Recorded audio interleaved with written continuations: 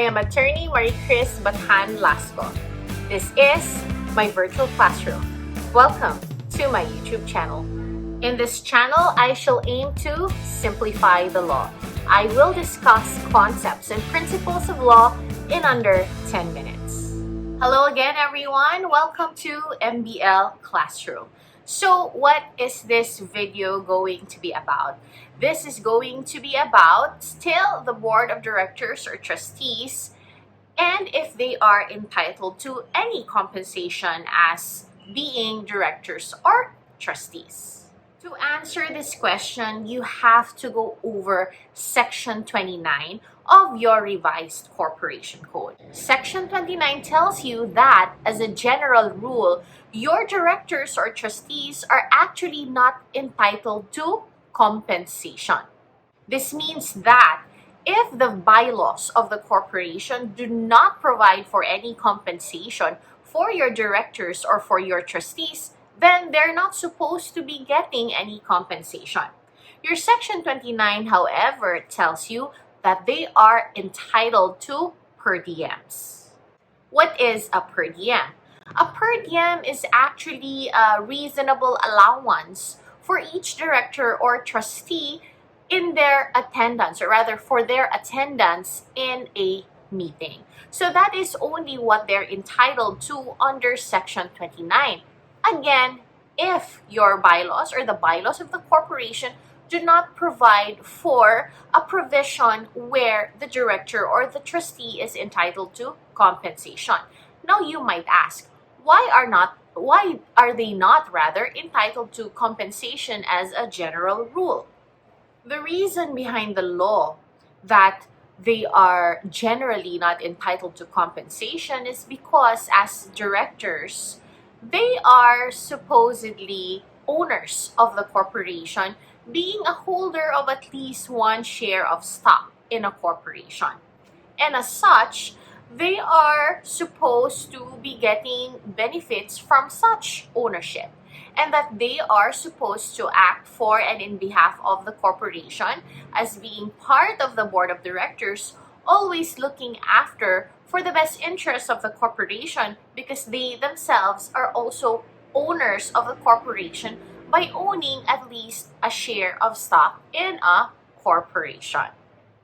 It presupposes that they are rendering their services gratuitously in exchange for perhaps an increase in the earnings of the corporation that would also benefit them as shareholders of the corporation. Earlier, I mentioned that your Section 29 says that they may actually be given compensation if it is so provided in the bylaws. Now, if it is provided for in the bylaws, who will determine how much compensation should the director or a trustee will get? Is it going to be the directors, the board of directors, or the board of trustees who will determine their compensation? The answer is no. It should not be them who will determine their compensation, because clearly there will now be conflict of interest. There will, of course, be the natural tendency that they will be giving themselves more than what they would deserve. And so who shall fix the compensation if such is provided in the bylaws? Let's read Section 29. It says, in the absence of any provision in the bylaws fixing their compensation, the directors or trustees shall not receive any compensation in their capacity as such, except for reasonable per diems. Provided, however, that the stockholders representing at least a majority of the outstanding capital stock or majority of the members may grant directors or trustees with compensation and approve the amount thereof at a regular or special meeting. In no case shall the total yearly compensation of directors exceed 10% of the net income before income tax of the corporation during the preceding year. Directors or trustees shall not participate in the determination of their own per diems or compensation. Corporations vested with public interest shall submit to their shareholders and the Commission an annual report of the total compensation of each of their directors or trustees. Section 29 then tells you that it should be the stockholders or the members who will determine the compensation, and they will have to vote on it.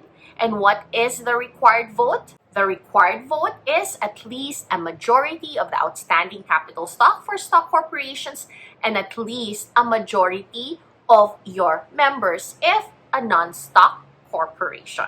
In Section 29, it also mentions of a limit to the compensation being given to your directors or trustees.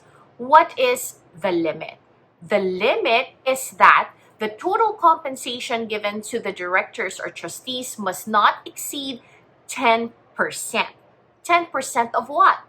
It must not exceed 10% of the net income before income tax of the corporation during the preceding taxable year.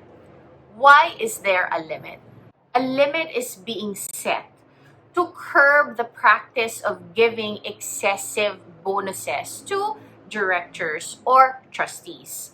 This is in effect also protecting the corporation and also the stockholders or the other members of a corporation.